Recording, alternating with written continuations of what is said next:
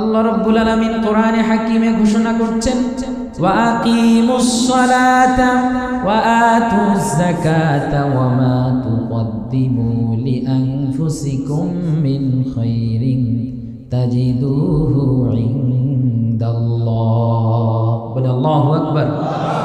ওয়া মা তুকদ্দিমু লিআনফুসিকুম, তুমি যখন তোমার যাকাতের সম্পদ ব্যয় করবে, তাজিদুহু ইনদাল্লাহ, পরকালে তোমার এই সম্পদটা আল্লাহ রাব্বুল আলামিনের কাছে গচ্ছিত থাকবে। আমি একটা হাদিস পড়ে অবাক হয়ে গিয়েছি। কোনো মানুষ যখন 5টি টাকা দান করে, যখন 10টি টাকা দান করে, যাকাতের সম্পদ যখন দান করে ফেলে, আপনি যখন একদিকে টাকাটা ছেড়ে দিলেন, ইয়াকুফুহু বিয়ামিনির রহমান, আপনার এই সম্পদটা অন্য কোথাও যায় না, সরাসরি আল্লাহর কুদরতের ডান হাতে পৌঁছে যায়। এই হাদিস পড়ে আমি অবাক হয়ে গেছি। কোনো আমল এরকম যায় না, আপনি যাকাতের টাকা ছাড়লেন, দিলেন একজনকে, ওই হাতটা যার হাতে দিলেন তার হাত নয়, ওই হাতটা আমার রহমানের হাত। সুবহানাল্লাহ। কোরআনে হাকিমে আপনি যদি প্রথম কোরআন খুলেন, সর্বপ্রথম যেই আয়াতটা চোখের সামনে আসবে, আল্লাহ রাব্বুল আলামিন মুত্তাকিনদের পরিচয় দিচ্ছেন, আল্লাযীনা ইউমিনুনা বিল গায়বি, যারা পরকালের প্রতি বিশ্বাস স্থাপন করে, ওয়া ইউকিমুনাস সালাত, এবং যারা নামাজ প্রতিষ্ঠা করে, তারা হলো মুত্তাকি। এই মুত্তাকির 2টা পরিচয় দিয়ে সাথে আরেকটা অর্থনৈতিক পরিচয় দিয়েছেন। আর একটা অর্থনৈতিক পরিচয় হলো ওয়া মিম্মা রাযাকনাহুম ইউনফিকুন, আমি আল্লাহ তোমাদেরকে যে রিজিক দান করলাম, আপনার যাকাত তো আপনি দিবেন, তার আগে তিনি স্মরণ করিয়ে দিচ্ছেন, what I given you, what I have given you, যেটি আমি তোমাকে দিয়েছি তুমি ওই জায়গা থেকেই খরচ করো, ওই জায়গা থেকে যাকাত দাও। তুমি যে সম্পদটা মানুষকে যাকাত হিসেবে দিবে, ওই সম্পদ তুমি তৈরি করনি, তুমি নিজে অর্জন করনি। পৃথিবীতে অনেক শক্তিশালী মানুষ আছে, তার হাতে আমি আল্লাহ টাকা পয়সা দিলাম না। অনেক শিক্ষিত মানুষ আছে, শিক্ষার কারণেও তাকেও আমি অনেক সম্পদ দিলাম না। বংশীয় অনেক সম্ভ্রান্ত মানুষ আছে, তাকেও আমি আল্লাহ রাব্বুল আলামিন সম্পদ এত বেশি দিলাম না তোমাকে যতটা দিলাম। কারণ বান্দারে সম্পদ দিয়ে যাচাই করতে চাই, তুমি আমার ওই সম্পদের যাকাত আদায় করো কিনা। যাকাত যদি আদায় করে থাকো, তাহলে মনে রেখো তুমি আমার মুত্তাকি বান্দাদের অন্তর্ভুক্ত হয়ে যাবে। ইয়াউমুল জুমআহ, পবিত্র জুমার দিনে মসজিদে আসার সুযোগ দিয়ে ধন্য করেছেন। পড়ছি আলহামদুলিল্লাহ। রব্বানা লাকাল হামদ হামদান কাসীরান তাইয়িবান মুবারাকান ফীহি। রব্বানা লাকাল হামদু কামা ইয়ানবাগী লিজালালি ওয়াজহিকা ওয়া আযীমি সুলতানিক। সম্মানিত সুধী, আল্লাহ রাব্বুল আলামিন আমাদের জন্য যে ধর্ম মনোনীত করেছেন তার নাম হচ্ছে ইসলাম। ইসলাম এমন এক জীবন বিধান যেখানে আপনার জীবনের যাবতীয় বিষয়ের সমাধান দেয়া আছে। শুধু সমাধান নয়, সুষ্ঠু সমাধান, যা পুরো মানব জাতির জন্য সামগ্রিকভাবে কল্যাণকর। আল্লাহ রাব্বুল আলামিন পুরো মানব জাতির সামগ্রিক কল্যাণকর যাবতীয় বিধানকে যেই ধর্মের ভিতরে রেখে দিয়েছেন, সেই ধর্মের নাম হলো ইসলাম। বলি সুবহানাল্লাহ। আমরা সেই ইসলাম গ্রহণ করেছি। এখানে আপনি আপনার জীবনে ইবাদতের আলোচনা পাবেন, কিভাবে ইবাদত করে আপনার রবকে আপনি সন্তুষ্ট করবেন, সেই ধরনের আলোচনা, বিধান, দিক নির্দেশনা যেমন আছে। এই ইবাদতের সাথে আপনার মুআমালাত কেমন হবে, আপনার লেনদেন কেমন হবে, আপনার দৈনন্দিন জীবন কি হবে। এখানে অর্থনীতি, এখানে সমাজনীতি, এখানে সাহিত্য, এখানে দর্শন, এখানে বিজ্ঞান, এখানে আপনার জীবনের যাবতীয় উপকরণ আল্লাহ রাব্বুল আলামিন বিশ্ব মানবতার জন্য সেট করে দিয়েছেন। সুবহানাল্লাহ। এই ফ্যানগুলো অফ করে দিয়ে এসি ছাড়া যায় না?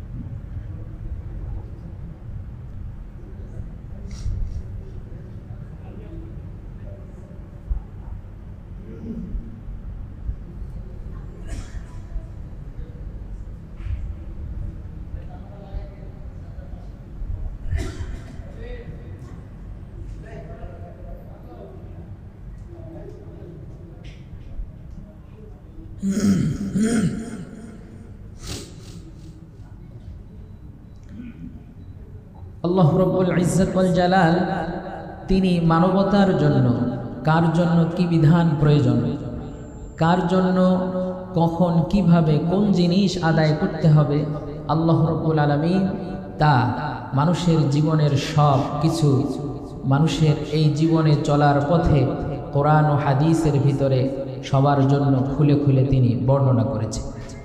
কোরআনে হাকিমে আল্লাহ রাব্বুল আলামিন অনেকগুলো বিধিবিধানের কথা বলেছেন। যেমন রাসূল আকরাম সাল্লাল্লাহু আলাইহি ওয়াসাল্লাম তিনি বলেছেন, এই ইসলামকে আরোপিত করা হয়েছে, এই ধর্মকে, এই রিলিজিয়নকে স্থাপিত করা হয়েছে 5টি বিষয়ের উপরে। 1, আপনি সাক্ষ্য প্রদান করবেন আল্লাহ ছাড়া কোনো ইলাহ নেই, মুহাম্মদ হচ্ছেন আল্লাহ তাআলার রাসূল। 2, আপনি নামাজ প্রতিষ্ঠা করবেন। 3, আপনি যাকাত প্রদান করবেন। 4, আপনি হজ আদায় করবেন। 5, আপনি রমাদানের সিয়াম পালন করবেন। প্রত্যেকটা বিধিবিধানের সাথে জীবনের প্রত্যেকটা বিষয় আনুষঙ্গিকভাবে জড়িত।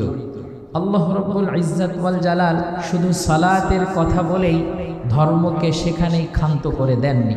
শুধুমাত্র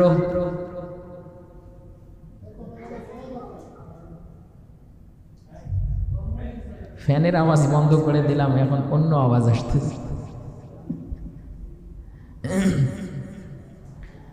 রাসূল আকরাম সাল্লাল্লাহু আলাইহি ওয়াসাল্লামের হাদিস থেকে আমরা সহজেই বুঝতে পারি, আমাদের জীবনে যেমন সালাতের কথা আছে, আমাদের জীবনে যেমন হজের কথা আছে, আমাদের জীবনে যেমন অন্যান্য বিধিবিধানের কথা আছে, ঠিক তেমনইভাবে আমাদের এই জীবনে অর্থনৈতিক বিধিবিধানেরও কথা আল্লাহ রাব্বুল আলামিন আমাদের জন্য পরিষ্কারভাবে তুলে ধরেছেন।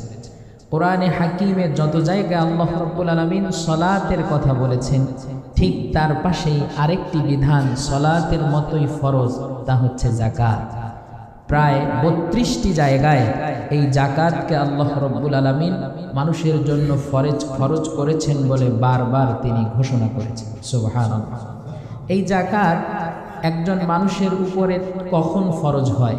যখন তার নেসাব পরিমাণ সম্পদ থাকে। তো একজন মানুষের সম্পদ উপার্জন যদি না হয়, তাহলে তার উপর যাকাত হবে কি করে? এজন্য রাসূল আকরাম সাল্লাল্লাহু আলাইহি ওয়াসাল্লাম সম্পদ অর্জনের উপর তাগিদ দিয়েছেন।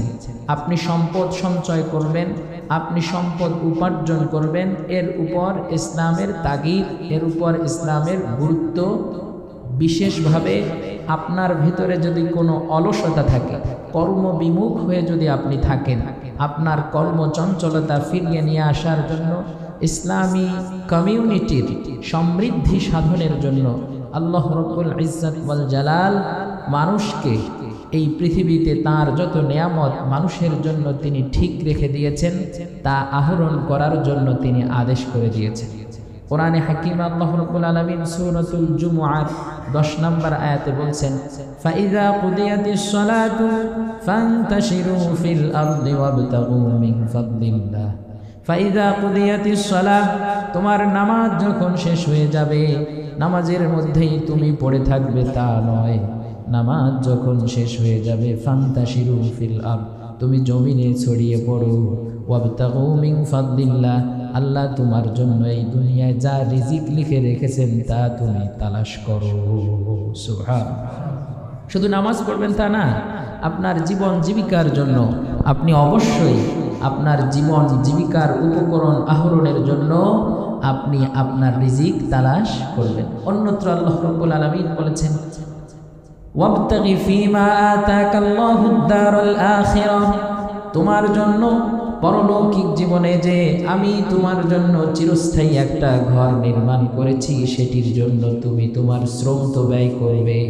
ওয়ালা তানসা নাসীবাকা মিনাদ দুনিয়া, কিন্তু দুনিয়ায় যে আমি তোমার জন্য রিজিক রেখে দিয়েছি, ওই রিজিকের কথা তুমি ভুলে যেও না। সুবহানাল্লাহ। দুনিয়াতেও আপনার জন্য একটা বরাদ্দ আছে, সে কথাও ভোলা যাবে না। আমরা নামাজের মধ্যে দোয়া করি, রব্বানা আতিনা ফিদ দুনিয়া হাসানাহ ওয়া ফিল আখিরাতি হাসানাহ ওয়া কিনা আযাবান নার। আল্লাহ আপনার কাছে জাহান্নামের আগুন থেকে পরিত্রাণ চাই, আল্লাহ আপনার কাছে পরকালের কল্যাণ চাই। শুধু এতটুকুই দোয়া করে শেষ করে দেওয়া হয়নি, বরং আল্লাহ শিখিয়ে দিলেন, রব্বানা আতিনা ফিদ দুনিয়া হাসানাহ, হে আল্লাহ এই দুনিয়াতেও আপনার কাছে আমরা কল্যাণ চাই। তাহলে দুনিয়াতেও টাকা পয়সার দরকার আছে না নাই? জীবন চলার জন্য টাকা লাগে নাকি লাগে না? আপনি বলবেন, হুজুর আপনি ফজিলত বর্ণনা করেন আর না করেন, টাকা যে লাগে এটা ভাত খাওয়ার মতো প্রাকৃতিক একটা আবশ্যকীয় বিষয়। টাকা পয়সা লাগবেই। রাসূলুল্লাহ সাল্লাল্লাহু আলাইহি ওয়াসাল্লাম বললেন, তলাবু কাজ আল কাসিবু হাবিবুল্লাহ, কোন ব্যক্তি যে সৎভাবে উপার্জন করে, একজন মানুষ নফল ইবাদতের মাধ্যমে যেভাবে আল্লাহর বন্ধু হয়, কেউ যদি সৎভাবে উপার্জন করে, সেই ব্যক্তিও আল্লাহর ওয়ালিতে পরিণত হয়ে যায়। কাসবুল হালালি ফারিদাতুন বাদাল ফারিদা, ফরজ নামাজের পর আরেকটা জিনিস আপনার উপর ফরজ। আপনার নামাজ ফরজ, আপনার নামাজ ফরজ আদায় হয়ে যাওয়ার পর আপনার মাথার উপর আরেকটা জিনিস ফরজ। ওই জিনিসটা হলো আপনার হালাল ইনকাম। সুবহানাল্লাহ। তাহলে কি শুধু নামাজ রোজার ভিতরেই মত্ত থাকবেন, এগুলোই শুধু ইবাদত না, বরং অর্থ সম্পদ অর্জন করা, উপার্জন করাও আপনার আমার জন্য কেমন ফরজ? নামাজ যেমন ফরজ, হালাল ইনকাম করা তেমন ফরজ। কোরআনে হাকিমে সূরাতুল মুলক আল্লাহ রাব্বুল আলামিন বলেন, হুয়াল্লাযী জাআলা লাকুমুল আরদা যালুলান ফামশু ফি মানাকিবিহা, ওই আল্লাহ যিনি তোমাদের জন্য এই জমিনকে তোমাদের জন্য অনুগামী করে দিয়েছেন। ফামশু ফি মানাকিবিহা, অতএব এই জমিনের পরতে পরতে প্রত্যেকটা ইঞ্চি জায়গায়, রন্ধ্রে রন্ধ্রে প্রত্যেকটা ধূলিকণায় আমি বান্দার জন্য যে রিজিক লিখে রেখে দিয়েছি, ওই রিজিক যেন আমার বান্দারা সব তালাশ করে। সুবহানাল্লাহ। তাহলে আপনারা যারা রিটায়ারমেন্টে গিয়েছেন, এখন আর ইনকাম টিনকাম করেন না, এরকম বসে খাওয়া চলবে? যদি উপায় থাকে, তাহলে শরীরে যদি শক্তি থাকে, অর্থ উপার্জনের সুযোগ থাকে, তাহলে অবশ্যই আপনি ইনকামের পথে ধাবিত হবে। আমি আপনাদেরকে উৎসাহ দেওয়ার জন্য আমার পার্সোনাল একটা বিষয় শেয়ার করি। আলহামদুলিল্লাহ, আপনাদের মসজিদে নামাজ পড়াই, এখান থেকে একটা টাকা পাই। ওয়াজ করি, ওখান থেকে একটা টাকা পাই। লেখালেখি করি, ওইখান থেকে একটা টাকা পাই। স্কুলে পড়াই, ওইখান থেকে একটা টাকা পাই। প্রাইভেট ইউনিভার্সিটিতে মাঝে মাঝে ক্লাস নেই, ওখান থেকে একটা টাকা পাই। এছাড়া বিভিন্ন সেমিনার থেকে টাকা পাই। এগুলোর বাইরেও আমার ছোট্ট একটা বিজনেস আছে। কারণ কি? আল্লাহ রাব্বুল আলামিন বলেছেন, তুমি হালাল অর্জন করো, নামাজ যেমন ফরজ, ইনকাম করা তেমন। কারো কাছে হাত পেতে খাওয়ার থেকে আল্লাহ রাব্বুল আলামিন বলেছেন, আল ইয়াদুল উলিয়া খায়রুম মিনাল ইয়াদিস সুফলা, নিচের হাতের থেকে উপরের হাত। উপরের হাত কোনটা? যেটা দেয়, আর যেটা নেয়। নিচের হাতের থেকে উপরের হাত বেশি উত্তম। বলি সুবহানাল্লাহ। এজন্য সবার ইনকাম করার দরকার আছে না নাই? সবাই ইনকাম করবো ইনশাআল্লাহ, রাজি আছি? সাহাবায়ে কেরাম দিনের কাজ করতেন, আবার নিজে কামলা দিতেন, কৃষি কাজ করতেন, মিস্ত্রির কাজ করতেন, রাজমিস্ত্রির কাজ করতেন। এতে কারো মর্যাদা কমে না, ইনকামে কারো মর্যাদা কমে না। যে ব্যক্তি মাস্টার্স কমপ্লিট করে এখন কলম চালিয়ে ইনকাম করে, তারও পরিশ্রমটা হয় মেধাভিত্তিক। আপনি রিক্সার পেডেল চালিয়ে ইনকাম করেন, আপনার শারীরিক, দুজনের মধ্যে কোনো ডিফারেন্স নাই, দুজনের ইনকামই হালাল। অতএব বরং শারীরিক ইনকামের মধ্যে আরো বেশি ফজিলত এবং এর মধ্যে বরকত বেশি। এজন্য একজন রিক্সা চালক, একজন মিনিস্টার, দুইজনের ইনকাম যদি হালাল হয়, দুজনের মধ্যে কোনো তফাৎ আল্লাহর কাছে নাই। আপনার ইনকাম করতে হবে, চুরি করা যাবে না, কারো কাছে হাত পেতে খাওয়া যাবে না। আপনাকে ইনকাম করতে হবে নিজের বেঁচে থাকার জন্য, এইটা আল্লাহর কাছে বেশি পছন্দনীয়। এখন কথা হলো, ইনকাম যখন হয়ে গেল, তখন আপনার আমার এই সম্পদের মালিক কে? সবাই বলেন, আরো জোরে বলেন। সম্পদের মালিক যদি আল্লাহ হয়, তাহলে আপনার কাছে কেন? কারণ আপনি কেয়ারটেকার। সরাসরি আল্লাহ তো আর তার আরশে আজিমে ধন সম্পদ নিয়ে বসে থাকবে না, বরং আল্লাহ রব্বুল আলামিন রুহুল আমিন স্যারকে 500 কোটি টাকার মালিক বানিয়েছেন, তো উনি 500 কোটি টাকার কেয়ারটেকার।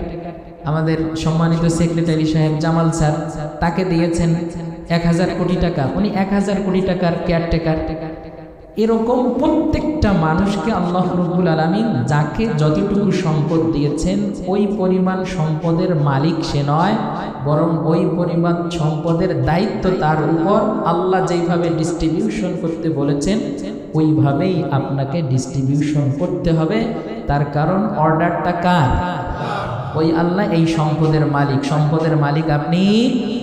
যদি আপনি মালিক হতেন, তাহলে আপনার মরণের পর আপনার 5 তলা বাড়ি ঠিকই থাকে, আপনার কবরের সাথে তো যায় না, কারণ ওই সম্পদের মালিক আপনি না। এরপর আপনার সন্তান সেই সম্পদের মালিক হবে, আমাদের বাহ্যিকভাবে যেই কথা বলি, কিন্তু আপনার সন্তানও তো একদিন মরে যাবে, সম্পদ থাকবে। আমাদের যেমন আমাদের নিজেদের কিছু সম্পদ আছে আমার দাদার বাপের নামে, তো দাদার বাপের নামের সম্পদ এখন সব ব্রহ্মপুত্র নদীতে, কিছু আছে সেগুলো ধুলোবালি, মানে মরুভূমি হয়ে গিয়েছে, চর, তো কাগজে কলমে আছে, ওইগুলোতে কোনো লাভ হয় না। তো ওই সময় ধরেন আমার দাদার বাপ কিনেছেন, সেই সময় হাফিজউদ্দিন সরকার, তো তিনি যে সম্পদ কিনেছেন, ওই সম্পদগুলো কেনার কারণে মনে হয়েছে তিনি তার মালিক। কই, উনি মরে গিয়েছেন, সম্পদ তো আছে, এখন আমরা সেগুলোর কিছু কিছু ভোগ করি। আমার মৃত্যুর পর আমাদের সন্তান যারা থাকবে, তারা আবার সেই সম্পদ ভোগ করবে। কথা হলো, আসলে সম্পদের মালিক কে? সম্পদের মালিক কে? আওয়াজ দিয়ে বলুন, মালিক কে? যেহেতু সম্পদের মালিক আপনি নন, এজন্য সম্পদ কিভাবে ব্যয় করবেন, এই ডিরেকশনটা দিবেন কে? আল্লাহ। সম্পদ ব্যয়ের প্রধান মাধ্যম হচ্ছে যাকাত। পৃথিবীতে অনেক ধরনের অর্থ ব্যবস্থা আছে, ধনতান্ত্রিক অর্থ ব্যবস্থা, সমাজতান্ত্রিক অর্থ ব্যবস্থা, হ্যাঁ, মিশ্র অর্থ ব্যবস্থা, আবার আছে ইসলামী অর্থ ব্যবস্থা। পৃথিবীতে এখনো পর্যন্ত অর্থনৈতিক যে বৈষম্য আছে, এই বৈষম্যের পিছনে কারণ একটাই, তার কারণ পৃথিবীতে জাকাত ভিত্তিক অর্থ ব্যবস্থা নাই, পৃথিবীতে আছে সুদ ভিত্তিক অর্থ ব্যবস্থা। যেহেতু সুদ ভিত্তিক অর্থ ব্যবস্থা বিদ্যমান, জাকাত ভিত্তিক অর্থ ব্যবস্থা নাই, তাই অর্থনীতিবিদরা মনে করে সারা পৃথিবীর সমস্ত সম্পদ এক শ্রেণীর মানুষের হাতে কুক্ষিগত, আর সারা পৃথিবীর 99 ভাগ মানুষ 1 ভাগ সম্পদ নিয়ে কাড়াকাড়ি করছে। 99 ভাগ সম্পদ 1 ভাগ মানুষের হাতে, আর 1 ভাগ সম্পদ গোটা 99 ভাগ মানুষের হাতে। এই যে অর্থনৈতিক ইমব্যালেন্স কেন হয়েছে, তার কারণ জাকাত ভিত্তিক অর্থ ব্যবস্থা নাই। এই পৃথিবীতে এক্সিস্ট হচ্ছে সুদ ভিত্তিক অর্থ ব্যবস্থা। যদি সুদ ভিত্তিক অর্থ ব্যবস্থা বাদ দিয়ে জাকাত ভিত্তিক অর্থ ব্যবস্থা তৈরি করা হতো, তাহলে অর্থনৈতিক এই বৈষম্য পৃথিবীতে আর এক্সিস্ট করত না। এজন্য জাকাত ভিত্তিক অর্থ ব্যবস্থার প্রয়োজন আছে না নাই? জাকাত ভিত্তিক অর্থ ব্যবস্থার মূল শিক্ষা হলো, ধনীদের কাছ থেকে নাও, গরিবদেরকে দাও। ধনীদের কাছ থেকে নিয়ে যদি আপনি গরিবদেরকে দেন, তাহলে গরিবরাও একটা সময় সচ্ছল হয়ে উঠবে। কিন্তু আপনি যদি ধনীদের কাছ থেকে না নিয়ে বরং গরিবদের থেকে নিয়ে আবার ধনীদেরকেই দেন, তাহলে সম্পদের এই বৈষম্য আরো বাড়বে না কমবে? যেমন সিনেমা কারা বানায়? যেমন একটা সিনেমা বানাইতে বলা হয় যে এইবার এই সিনেমা বানানোর জন্য 100 কোটি টাকা বাজেট। 100 কোটি টাকা কি গরিবের কাছে থাকে না ধনীর কাছে থাকে?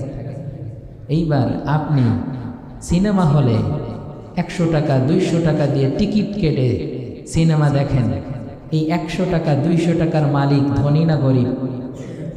সিনেমা বানাইলো কে? ধনী মানুষ। আর পকেটের টাকা যাচ্ছে কার? গরিব। ব্যাংকে টাকা রাখে কারা? জোরে বলেন। আর ক্ষুদ্র লোন ঋণ নেয় কারা? গরিবরা। তাহলে সুদভিত্তিক অর্থ ব্যবস্থা গরিবদের অর্থকে আরো শোষণ করে, অন্যদিকে ধনীরা আরো ধনী হয়ে ওঠে।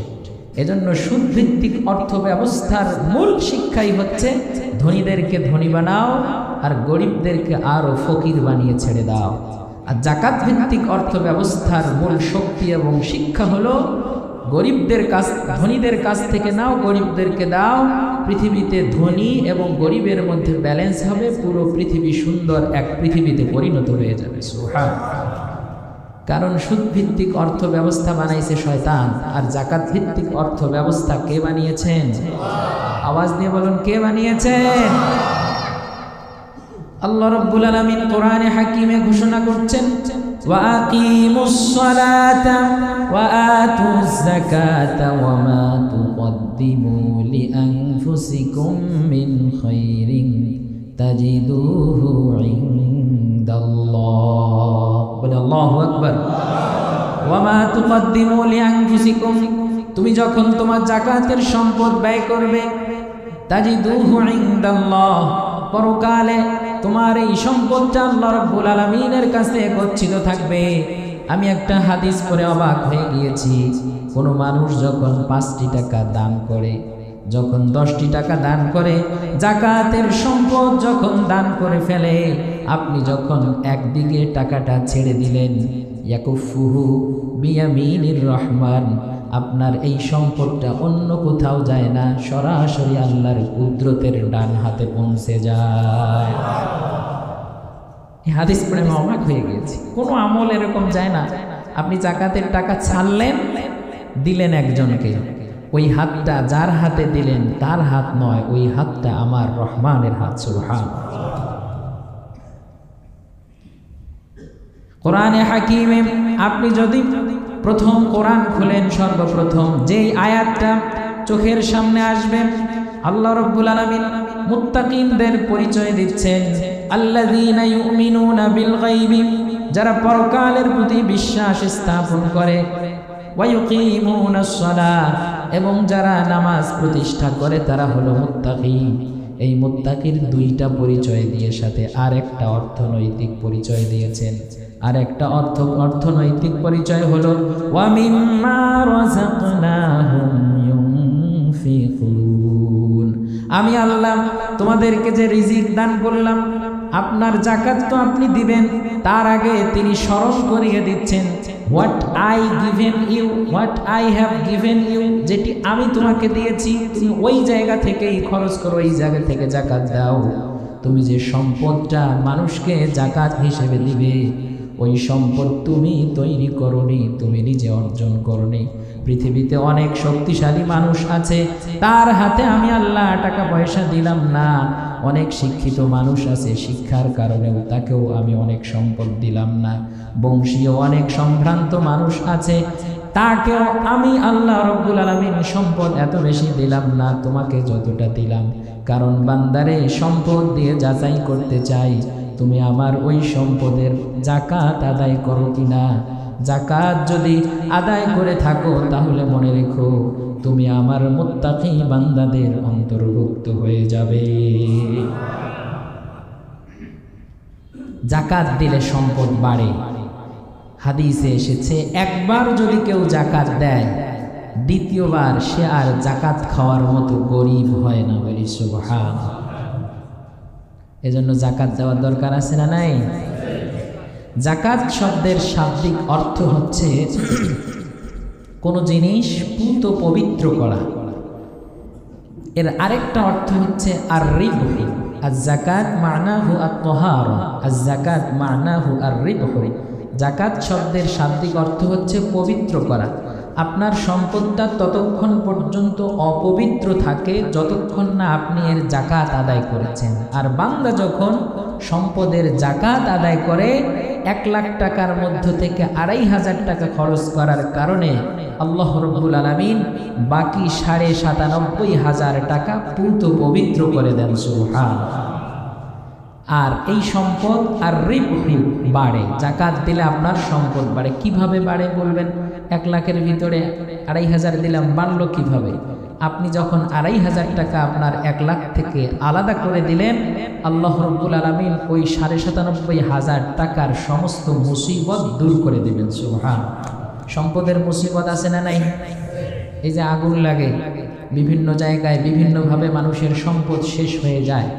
এই জায়গাগুলো থেকে আপনার সম্পদ রক্ষিত হবে যখন আপনি ঠিকঠাক জাকাত আদায় করবেন। এখন জাকাত আসে আপনার ধরেন 5 লাখ টাকা, আপনি কোনো রকম 50-60 হাজার টাকার শাড়ি আর লুঙ্গি দিয়ে বিদায় করে দিলেন। পরবর্তী দিনে ইত্তেফাক পত্রিকায় সংবাদ আসলো, অমুক ভরসা সাহেব জাকাত দেওয়ার সময়ে দীর্ঘ লাইনে জাকাত নেয়ার কারণে একজনের মৃত্যু হয়েছে। এরকম লামসাম জাকাত দিলে জাকাতের হক আদায় হবে না। আপনাকে পরিপূর্ণরূপে জাকাতের হক আদায় করতে হবে। আপনার 5 লাখ টাকা আসে, আপনি 5 লাখ টাকাই দেন। আপনার 10 লাখ টাকা জাকাত আসে, আপনি 10 লাখ টাকাই দেন। যদি না দেন তাহলে কি হবে? না দেওয়ার বিষয়ে আল্লাহ রাব্বুল আলামিন কোরআনে হাকিমে ঘোষণা করছেন, ওয়াল্লাযীনা ইয়াকনিজুনা আয-যাহাবা ওয়াল-ফিদ্দাতা ওয়া লা ইউনফিকুনাহা ফী সাবিলিল্লাহ। ওয়াল্লাযীনা ইয়াকনিজুনা আয-যাহাবা, যারা স্বর্ণ গচ্ছিত করে রেখে দেয়, ওয়াল-ফিদ্দাতা, এবং রূপাকে গচ্ছিত করে রেখে দেয়। অনেক মা বোন আছেন, অনেক গহনা আছে, এই গহনাগুলো শোকেসের মধ্যে সুন্দর করে সাজুগুজু করে রেখে দেয়। বৎসরে হয়তো একবার পড়ে, কোনো বিয়ের মধ্যে হয়তো 1-2 বার পড়ে। আর সম্পদটাকে নিজের ঘরের মধ্যে রেখে দেয়। রেখে দেওয়াতে কোনো দোষ নাই, কিন্তু দোষ হলো এটাকে গচ্ছিত করে রেখে দেওয়ার পর ওয়ালা ইউনফিকুনাহা ফী সাবিলিল্লাহ। আল্লাহ রাব্বুল আলামিন যেই খাতে যাকাত দিতে বলেছেন ওই খাতগুলোতে যখন এগুলো ব্যয় করে না, ফাবাশশিরহুম বিআযাবিন আলীম। যারা যাকাত দিবে না তাদের জন্য যন্ত্রণাদায়ক শাস্তি অপেক্ষা করছে, তাদেরকে কঠিন শাস্তি দেয়া হবে। আর পরকালে তার এই সম্পদগুলোকে 10 লাখ টাকা জাকাত আসলো, 1 লাখ টাকার জাকাত দিয়ে আপনি সব কিছু শেষ করে দিলেন। আল্লাহ রাব্বুল আলামিন বাকি 9 লাখ টাকা আপনার জন্য কি করবেন এটি কোরআনে ঘোষণা করছেন, ইয়াউমা ইউহমা আলাইহা ফি নারি জাহান্নাম ফাতুকওয়া বিহা জিবাহুহুম ওয়া জুনুবুহুম ওয়া যুহুরুহুম হাযা মা কানাসতুম লিআনফুসিকুম ফাযুকু মা কুনতুম তাকনিজুন। কিয়ামতের ময়দানে ইউহমা আলাইহা ফি নারি জাহান্নাম, আপনি যেই জাকাত দিলেন না, জাকাত না দেওয়ার কারণে সম্পদগুলোকে জাহান্নামের আগুনের মধ্যে সেটাকে গলানো হবে। এরপর ফাতুকওয়া বিহা জিবাহুহুম ওয়া জুনুবুহুম ওয়া যুহুরুহুম, ওই সম্পদগুলো দিয়ে আপনাকে আগুনের সিল মেরে দেয়া হবে আপনার পার্শ্বদেশে, আপনার পিঠে, আপনার যুহুরিহিম, আপনার শরীরের বিভিন্ন জায়গায়। তখন এই সম্পদগুলো একটা আকৃতি ধারণ করে আপনাকে বলবে, হাযা মা কানাসতুম, আজ এই সম্পদগুলো সেই সম্পদ যেই সম্পদগুলোর জাকাত তুমি দুনিয়াতে আদায় করনি, আজ আমি সেই সম্পদটা তোমাকে এইরকম জাহান্নামের আগুন দিয়ে কষ্ট দিচ্ছি। বলি নাউযুবিল্লাহ। রাসূল আকরাম সাল্লাল্লাহু আলাইহি ওয়াসাল্লাম বলেছেন, মান আতাহুল্লাহু মালান ফালাম ইউআদ্দি যাকাতাহ, যাকে আল্লাহ রাব্বুল আলামিন সম্পদ দিলেন কিন্তু জাকাত আদায় করলেন না, মুসিলা লাহু ইয়াউমাল কিয়ামাহ শুজাআন আকরা, যাকে সম্পদ দেয়া হলো জাকাত আদায় করলো না, ওই ব্যক্তির এই সম্পদগুলো কিয়ামতের ময়দানে বিষধর সাপে পরিণত হবে। তারপর কি হবে? ইউতাউইকুহু, ওই সম্পদটা সাপের আকৃতি ধারণ করে তার গলার মধ্যে পেঁচানো হবে। তারপর সে আখাযা বিশিদকাইহি, তার দুই চোয়ালের মধ্যে সাপ এসে দংশন করবে আর বলবে আনা কানজুক আনা মালুক, তুমি যেই বিষধর সাপ দেখতে পাচ্ছ, এই সাপের বর্ণনা দেওয়া হয়েছে লাহু জাবিবাতান, চোখের উপরে দুইটা কালো তিল থাকবে, ঝুঁটি থাকবে, এরকম ভয়ঙ্কর সাপ। একবার খেয়াল করেন তো যে আপনার গলার মধ্যে একটা সাপ আছে আর সেই সাপটা দুই দিক থেকে আপনাকে দংশন করছে, কি ভয়ঙ্কর দৃশ্য! এই সাপটা দুনিয়াবি কোনো সাপ নয়, এই সাপটা ওই সাপ যা আজ আপনি সুন্দর করে নাদুস নুদুস করে প্রতিপালন করে ব্যাংকে ডিপোজিট করে রেখে দিয়েছেন। আপনার চেক, আপনার ব্যাংক নোট, আপনার ফিক্সড ডিপোজিট, আপনার যা কিছু সোনা গহনা, আপনার ব্যবসা বাণিজ্যের যাবতীয় গুডস, আপনার যাবতীয় পণ্য দ্রব্য, এসব যা আপনি যাকাত দিলেন না, সবগুলো একদিক থেকে আপনি যাকাত দিচ্ছেন না, অন্য দিক থেকে কিয়ামতে আপনার ওই সাপটা বড় হচ্ছে। বলি নাউযুবিল্লাহ। একবার চিন্তা করেছেন, এদিকে আপনার সম্পদ বাড়ছে যাকাত না দেওয়ার কারণে, অন্য দিক থেকে কিয়ামতের ময়দানে আপনার এই সম্পদটা সাপ হিসেবে বড় হচ্ছে। তাহলে আপনি যাকাত না দেওয়ার কারণে আপনার সম্পদ বাড়াচ্ছেন নাকি সাপটাকে বড় করছেন? দুধ ভাত দিয়ে মানুষ কি পোষে? সাপ পোষে। দুধ ভাত দিয়ে কি পোষে? সাপ পোষে। কোন সাপ? আখিরাতের সেই কাল সাপ। যখন এটা দংশন করবে তখন বলবে আনা কানজু আনা মালু, আমি অন্য কোনো সাপ নই, আমি তো তাই যা তুমি দুনিয়াতে সঞ্চয় করে রেখেছো, যাকাত দাও নাই। বলি নাউযুবিল্লাহ। কোরআনে হাকিম আল্লাহ রাব্বুল আলামিন বলেছেন, ওয়ালা ইয়াহসাবান্নাল্লাযীনা ইয়াবখালুনা বিমা আতাহুমুল্লাহু মিন ফাদলি, আল্লাহ বান্দার উপর অনুগ্রহ করে তাকে যে সম্পদ দিয়েছেন, ওই সম্পদকে তারা যেন গচ্ছিত করে না রাখে, তারা যেন মনে না করে এটাই আমার জীবনের সব কিছু, এইটা থেকে যদি দেই তাহলে তো আমার আর সম্পদ হবে না। যখন আপনি কৃপণতা করবেন, দেখা যাবে আপনার এই কার্পণ্যতার কারণে আপনার পরকালের শাস্তি যেমন বাড়বে, দুনিয়াতেও আপনার বিভিন্ন পেরেশানি বাড়বে। আল্লাহ রাব্বুল আলামিন বলছেন, সম্পদ আটকে রাখাটা তোমাদের জন্য কল্যাণকর নয়, বাল হুয়া শাররুল লাহুম সায়ুতাওয়াকুনা মা বাখিলু বিহি ইয়াউমাল কিয়ামাহ। সেই দিন তার এই যাবতীয় সম্পদগুলো তার গলার মধ্যে বেরি আকারে মালা করে পরানো হবে এবং দেখানো হবে এই লোক সেই লোক যে দুনিয়াতে সম্পদ পাওয়ার পরেও যাকাত আদায় করে নাই। বলি নাউযুবিল্লাহ। এজন্য যাকাত দেওয়ার দরকার আছে না নাই ভাই? কার প্রয়োজনে দিবেন? ওই গরিব মানুষ না খেয়ে আছে এই জন্য দিবেন? নিজে জাহান্নাম থেকে বাঁচার জন্য। নিজে কি থেকে বাঁচার জন্য? একটা হাদিস পড়লাম, সেখানে লেখা আপনি যখন যাকাত দিবেন, যাকাত দেওয়ার পর আপনার মনে যেন আনন্দ থাকে, মুখে যেন হাসি থাকে, এটা সুন্নত। তার কারণ কেউ যদি দুনিয়াতে যাকাত না নেয় তাহলে তার উপর জাহান্নামের কোনো আযাব আসবে বলে কথা নাই, কিন্তু কেউ যদি যাকাত না দেয় তখন জাহান্নামের আযাব আছে না নাই? কোরআনে হাকিমে আল্লাহ বলেছেন, ওয়াফি আমওয়ালিহিম হাক্কুন লিস-সাইলি ওয়াল মাহরুম। যাদেরকে আল্লাহ রাব্বুল আলামিন যাকাত দেওয়ার মতো নিসাব পরিমাণ সম্পদ দিয়েছেন, ওই সম্পদের মধ্যে বঞ্চিত, অসহায়, দরিদ্র, পীড়িত, বিধবা, অসহায়, ইয়াতীম, নারী, তাদের সম্পদের হক রয়েছে, অধিকার রয়েছে। যাকাত যিনি দেন তিনি কারো উপর অনুগ্রহ করেন না, অনুকম্পা করেন না, মনে করেন না যে এটা হলো আমি সিম্প্যাথিক্যালি তাকে দিচ্ছি। নো, আপনি একটা দায়িত্ব পালন করছেন। আপনি নামাজ পড়ার পর যেমন আপনার ভিতরে আনন্দ অনুভব হয়, আমি আল্লাহর একটা অর্ডার পালন করেছি, আপনার 1 লাখ টাকার 2,500 টাকা দান করার পর মনের ভিতরে তৃপ্তি আসবে। নামাজ যেমন একটা ফরজ আদায় করেছেন, যাকাতও ওই রকম আল্লাহ কর্তৃক আরোপিত একটা ফরজের বিধান আপনি পালন করলেন। সুবহানাল্লাহ। এজন্য সম্পদের মায়া রাখা যাবে না। যাকাত ভিত্তিক অর্থ ব্যবস্থা যদি তৈরি হয়, আপনারা সম্রাট আওরঙ্গজেব, আওরঙ্গজেবের আরেকটা নাম আছে না, আলমগীর, সম্রাট আলমগীরের নাম শুনেছেন? সবাই কয় না, শোনেন নাই? আলমগীর, সম্রাট আলমগীর মোগল সম্রাট। তিনি যখন এই ভারতবর্ষের সম্রাট, তার সাম্রাজ্যের পরিধি ছিল প্রায় 40 লক্ষ বর্গ কিলোমিটার। এত বিশাল সাম্রাজ্য। এই 40 লক্ষ বর্গ কিলোমিটারের একজন রাজা। তার সময়ে ফ্রান্সের প্রেসিডেন্ট ছিল 14 লুই। ভারতবর্ষে যত বেশি রাজস্ব আদায় হতো, সারা পৃথিবীতে রাজস্ব যা আদায় হতো তার 1/4 শুধু ভারতেই আদায় হতো। এত বিশাল সাম্রাজ্য। প্রায় কয়েক বিলিয়ন ডলারে তার জিডিপিকে তিনি উন্নীত করেছিলেন।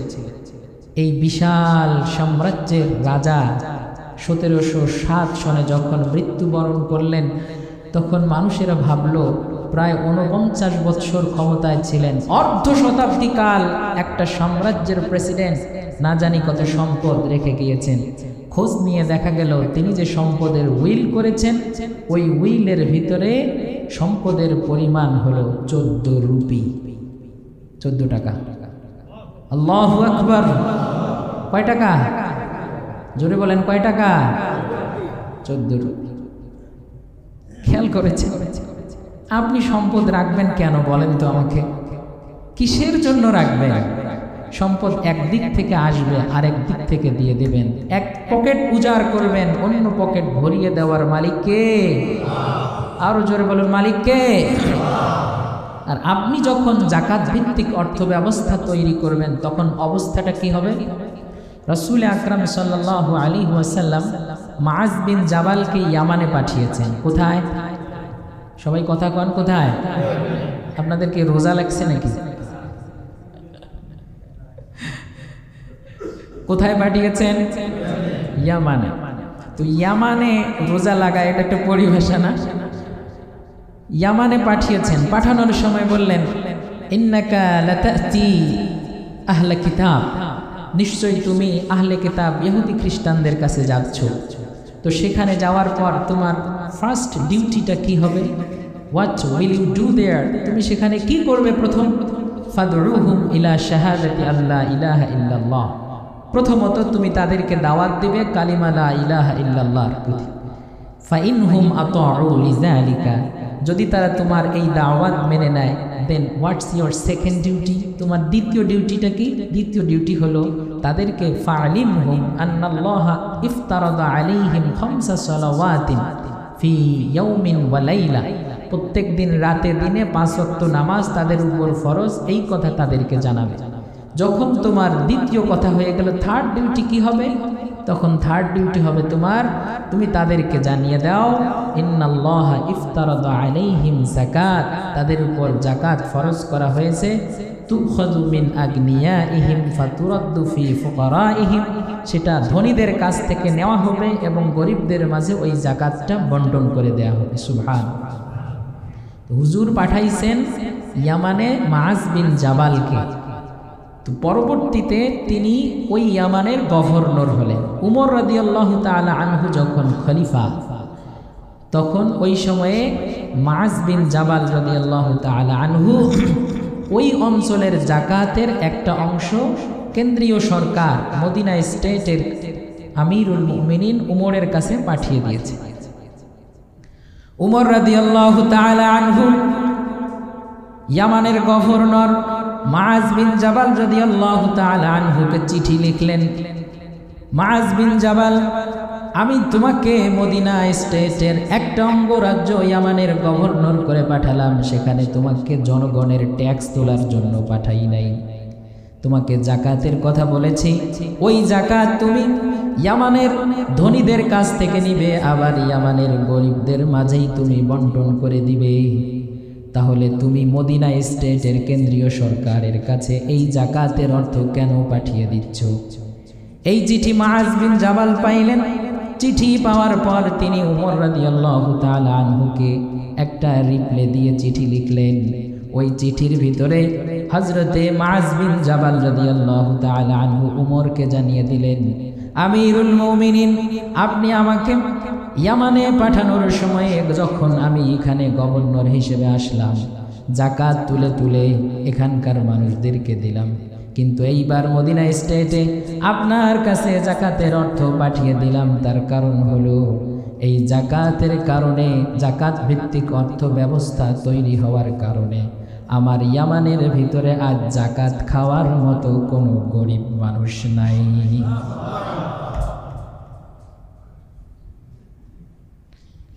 অটোমান সাম্রাজ্যের কথা শুনেছেন আপনারা, আল খিলাফা আল উসমানিয়া। সেই অটোমান সাম্রাজ্যের একজন সুলতান ছিলেন, সুলতান আল ফাতেহ। সুলতান আল ফাতেহের সময়ে যাকাত ভিত্তিক অর্থ ব্যবস্থা থাকার কারণে দেখা গেল যে যাকাত খাওয়ার মতো মানুষ নাই। তো এক লোক যাকাতের অর্থ নিয়ে ঘোরাঘুরি করছে।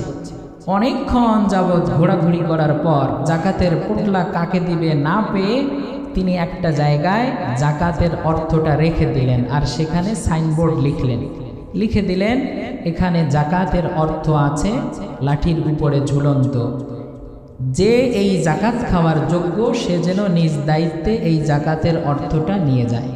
ইতিহাস সাক্ষী, যাকাতের সাইনবোর্ড দেওয়ার পর 3 মাস পর্যন্ত সেখানে যাকাতের অর্থ ঝুলন্ত ছিল, কিন্তু যাকাত খাওয়ার মানুষ ছিল না। সুবহানাল্লাহ। আল্লাহ কর্তৃক অর্থ ব্যবস্থা, যাকাত ভিত্তিক অর্থ ব্যবস্থা। পঞ্চম খলিফা উমর ইবনে আব্দুল আজিজ রাহিমাহুল্লাহ, তিনি যখন খলিফা, ওই সময়ে এক লোক 3 দিন যাবৎ যাকাতের অর্থ মানুষকে দিবে এজন্য হন্য হয়ে ঘুরছে। একটা গরিব ফকির বেটাকে পাওয়া যায় কিনা। অনেক খোঁজাখুঁজি করার পর দেখা গেল কোথাও কোনো মানুষ নাই। একটা মানুষ, চুলগুলো উস্কো খুস্কো, ধুলোমলিন অবস্থা, চেহারা কালো কুচকুচে হয়ে গিয়েছে, দেখে মনে হয় ফকির টকির হবে, মাথায় যেন একটা পোটলা। তো বলছে যে এই তো পাইছি, এইবার আমার এই যাকাতের টাকাটা এই লোককে দিয়ে আমি উদ্ধার হব। তো কাছে গেছে, গিয়ে বলছে, ভাই অনেক কষ্টের পর আপনাকে পাইছি, আমার এখানে 3 দিন যাবৎ আমি ঘুরতেছি, যাকাতের পোটলাটা দেব, মানুষ পাই না, এই নেন, আপনি তাড়াতাড়ি যাকাতের অর্থটা নেন আর আমার ব্যাগটা আমাকে দেন। ওই লোক মেজাজ গরম, চোখ বড় বড় করে বলতেছে, বেটা আমার মাথায় যে পুটলি দেখো ওইটা কি ছেঁড়া খেতা? আমি যাকাতের অর্থ নিয়ে 3 মাস যাবৎ ঘুরতেছি, যাকাত দেব বলে যাকাত খাওয়ার মানুষ পাই না।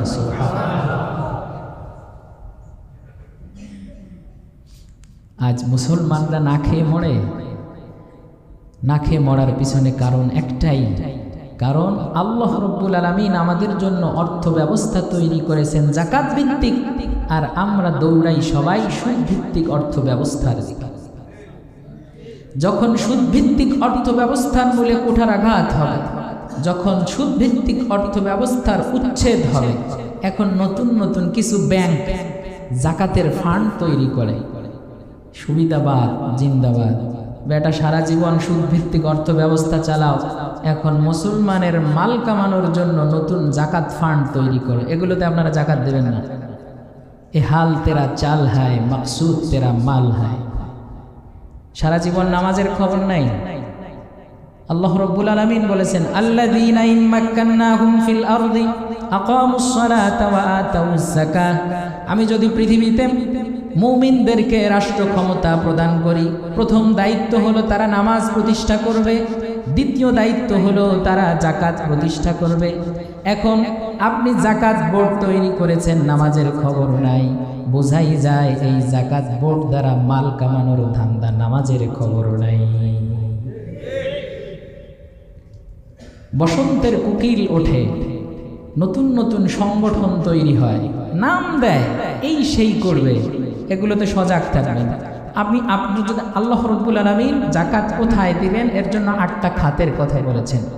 ইন্নামাস সাদাকাতু লিল ফুকারা ওয়াল মাসাকিন ওয়াল আমিলিনা আলাইহা ওয়াল মুআল্লাফাতি কুলুবুহুম ওয়া ফির রিকাবি ওয়াল গারিমিন ওয়া ফি সাবিলিল্লাহি ওয়া ইবনিস সাবিল। 8টা খাত ছাড়া কোথাও যাকাত দেয়া যাবে না। কথা ক্লিয়ার?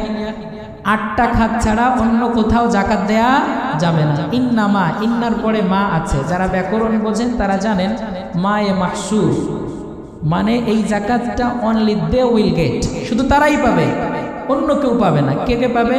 আল ফাকির, ফকির যার কিছু নাই, দুই বেলা খাইতে পারে না। মিসকিন, যার নিসাব পরিমাণ সম্পদ নাই, তাকেও জাকাত আপনি দিবেন। আল গারিমিন, ঋণগ্রস্ত ব্যক্তি। ঋণ দুই প্রকার, এক প্রকারের ঋণ হলো না খাইতে পারে ঋণ করছে, আরেক প্রকারের ঋণ হলো বড় লোকের ঋণ, কোটি কোটি টাকার বিজনেস করার কারণে লোন নিয়েছে, তাকে না, ওই রকম ঋণগ্রস্ত ব্যক্তি নাই। তিন প্রকার মানুষ গেল। মুআল্লাফাতি কুলুবুহুম, কোনো মানুষকে মুসলমান করার জন্য আপনি অর্থ দিয়ে তাদের মনোতুষ্টি অর্জন করবেন। চার, আর রিকাব, দাস মুক্তির জন্য। ফি সাবিলিল্লাহ, আল্লাহর রাস্তায় জিহাদ করে যারা, দিন প্রতিষ্ঠার জন্য। ওয়াবনিস সাবিল, যারা মুসাফির, এদেরকে আপনি জাকাত দিবেন। ওয়াল আমিলিন, এবং জাকাত যারা কালেকশন করে তারাও জাকাতের একটা অংশ নিতে পারবে। এই বেতন হিসেবে এই 8 ক্ষেত্রে আপনি জাকাত দিবেন, অন্য কোনো ক্ষেত্রে জাকাত দেয়া যাবে না। জাকাতের অর্থ মসজিদে দেয়া যাবে না, জাকাতের অর্থ মাদ্রাসায় দেয়া যাবে না, জাকাত দিয়ে ইমাম মুয়াজ্জিনের বেতন দেয়া যাবে না, জাকাত দিয়ে আপনার বাড়ির কর্মচারীকে আপনি কি দিবেন না, বোনাস দিবেন না। আপনি এমনি হাদিয়া দিবেন, কিন্তু বোনাসের টাকাও দিতে হবে। অন্য দিক থেকে আপনি জাকাতের টাকা দিলেন আর বোনাসের কথা বলে সব সাফ করে দিলেন, হবে না। আরেকটা জিনিস খেয়াল রাখবেন, জাকাত আপনি আপনার আপন ভাইকে দিতে পারবেন, আপনার বোনকেও দিতে পারবেন, আপনার আত্মীয় স্বজনকে দিতে পারবেন না বাবাকে, মাকে, স্ত্রীকে, স্বামীকে।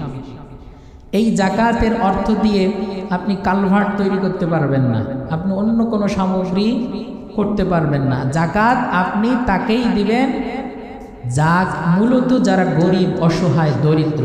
আমাকে যদি বলেন এক কথায় যে জাকাতটা কাকে দেব, আমি এক কথায় বলবো অসহায়, দরিদ্র, পরহেজগার মানুষকে দেব। কেন দিবেন?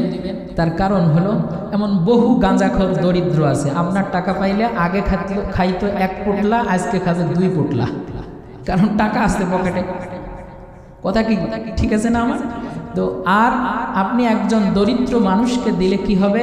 আপনার এই জাকাতের অর্থ খেয়ে সে কোরআন পড়বে, হাদিস পড়বে, নামাজ পড়বে, এর একটা সওয়াব অটোমেটিক্যালি আপনার আমল নামায় যুক্ত হবে। সুবহানাল্লাহ ভাই,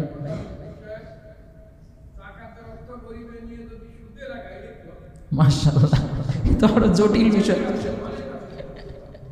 জটিল বিষয়, জটিল বিষয়। মাহফুজ ভাই চমৎকার। জি হ্যাঁ বলছি, আমি বলছি কখনোই জাকাত দেওয়া যাবে না। আপনার টাকা এই ফতোয়া কি দেওয়া লাগবে বলেন? আমি জাকাতের মাসাইলের উপরে এই বিশাল প্রায় 15-20 পৃষ্ঠার মাসালা এখানে আমি সংকলন করেছি। কথা হলো এর উপরে আলোচনা করতে গেলে অনেক সময় লাগবে। জাকাতের মাসালা সংক্রান্ত যার যে বিষয়, আমার সাথে আপনারা পার্সোনালি দেখা করে জেনে নেবেন, কারণ এগুলো আলোচনা করতে গেলে অনেক সময়। আমার ইচ্ছা ছিল আমি এগুলোই আলোচনা করব, কিন্তু জাকাতের বিস্তারিত আলোচনা করতে গিয়ে এগুলো আর আলোচনা হলো না। বাদ বাকি আপনাদের কাছে অনুরোধ থাকবে, যেই জায়গাগুলোতে জাকাত দিলে দিন ঠিক থাকে। আমি একটা ছোট্ট এক্সাম্পল দেই, দেখুন একটা কথা প্রথমেই ভুল বুঝবেন না। মসজিদ টিকে থাকবে যদি মাদ্রাসা টিকে থাকে, মাদ্রাসা যদি টিকে না থাকে মসজিদ টিকে থাকবে না। কেন বলেন তো? মসজিদ আছে, ইমাম সাহেব নাই, থাকবে? আপনারা কেন আসছেন মসজিদে? এসির বাতাস খাওয়ার জন্য না আমার পিছনে নামাজ পড়ার জন্য? আর নামাজ পড়ানোর মানুষ তৈরি হয় কোথায়? মসজিদে না মাদ্রাসায়? মাদ্রাসার ম্যাক্সিমাম স্টুডেন্ট গরিব, সুতরাং যেই সমস্ত মাদ্রাসায় লিল্লা বোর্ডিং আছে ওইখানে দিবেন। যেমন আমাদের পাশে একটা মাদ্রাসা আছে, মাদ্রাসাতুন নূর, আমাকে চিঠি দিয়েছেন, আমি আর ওইটা পড়লাম না। সেখানে যদি লিল্লা বোর্ডিং থাকে খোঁজ নেবেন, আপনারা দিবেন। আমাদের মহল্লায় আরও মাদ্রাসা আছে, সেগুলোতে দিবেন। যার যেখানে খুশি দিবেন, প্রপারলি যাতে আপনার সম্পদটা সঠিকভাবে ইউজ হয় সেই সমস্ত জায়গায় দিবেন। আমার নিজেরও মাদ্রাসা আছে, 3টা মাদ্রাসায় এমন অসংখ্য বাচ্চা আছে যার বাবা নাই, কারো মা নাই, কারো বাবা মা আছে ঠিক মতো ধার ধারে না। আবার অনেকেই আছে মাদ্রাসার যে মুহতামিমরা আমাকে ফোন দেয়, আজ ভর্তি হয়েছে যে তার হলো বাবা মা সেপারেটেড, কেউ তার দায়িত্ব নেয় না। অগত্যে মাদ্রাসার কর্তৃপক্ষ তাকে দায়িত্ব নিতে হয়। এজন্য যে সমস্ত জায়গায় দিলে দ্বীনের উপকার হবে, দ্বীন টিকে থাকবে, ওই সমস্ত জায়গায় যাকাত দিবেন। আল্লাহ রাব্বুল আলামিন আমাদের সবাইকে যাকাত ভিত্তিক অর্থ ব্যবস্থা তৈরি করার, যাকাত ভিত্তিক অর্থ ব্যবস্থার সাথে সম্পর্ক রাখার, সম্পদকে পবিত্র করার জন্য যাকাতের সুষ্ঠু বন্টন করার তৌফিক দান করুন, আমিন। যারা সুন্নত পড়েননি সুন্নত পড়েন। আসসালামু আলাইকুম।